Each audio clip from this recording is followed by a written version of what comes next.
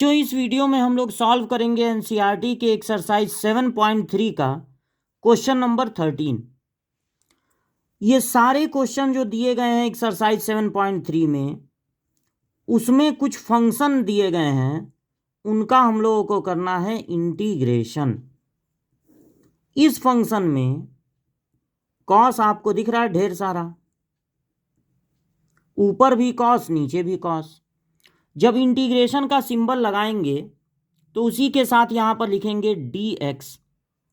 ये जो हमारा फंक्शन है वो x के टर्म में है, x वेरिएबल है, अल्फा वेरिएबल नहीं है, अल्फा कांस्टेंट है। अल्फा तब तक वेरिएबल नहीं होगा जब तक कि क्वेश्चन में ये कहा ना जाए कि अल्फा वेरिएबल है।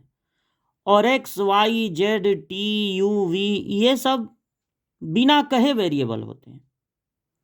तो ये x के टर्म में है ना फंक्शन, वेरिएबल कौन है x, इसलिए यहाँ पर लिखेंगे dx।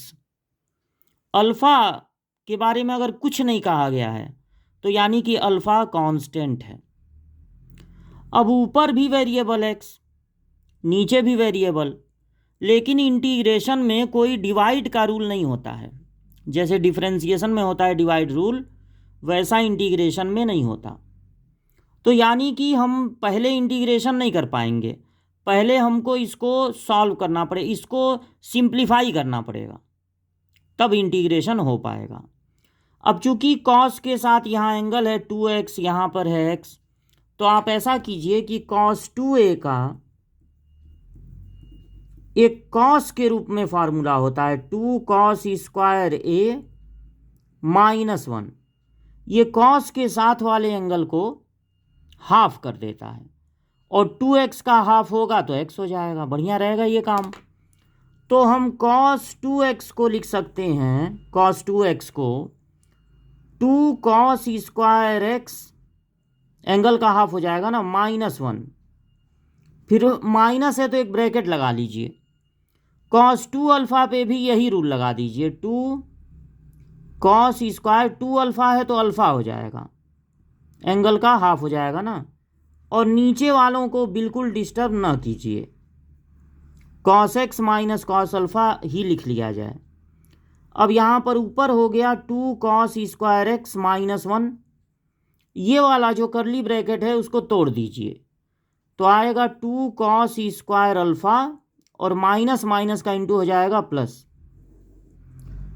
नीचे वाला वापस ऐसे ही नोट कर देंगे dx।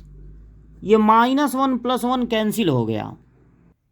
अब जो बचा इसमें से 2 देखिए कॉमन हो गया, तो बचा cos square x minus cos square alpha,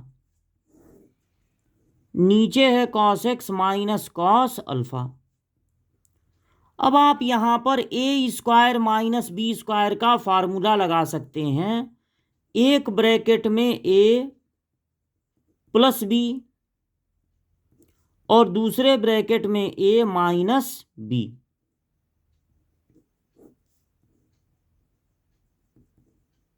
formula लगाते ही cos x minus cos alpha, cos x minus cos alpha cancel हो जाएगा, सिर्फ बचेगा 2 ब्रैकेट में cos x plus cos alpha. cos x 2 देखिए ऐसे ही नोट हो जाएगा, cos x का इंटीग्रेशन होता है sin x। और बहुत सारे बच्चे यहाँ पर गलती करते हैं, cos अल्फा का लिख देते हैं sin alpha. cos alpha, alpha variable नहीं है, कांस्टेंट है, तो cos अल्फा कांस्टेंट होगा, और जब कांस्टेंट का इंटीग्रेशन होता है तो उसमें x से मल्टीप्लाई हो जाता है, तो cos अल्फा का इंटीग्रेशन sin अल्फा नहीं होगा, cos अल्फा का इंटीग्रेशन होगा x cos अल्फा। और जब सारा इंटीग्रेशन हो गया तो एक कांस्टेंट ऐड कर देंगे c।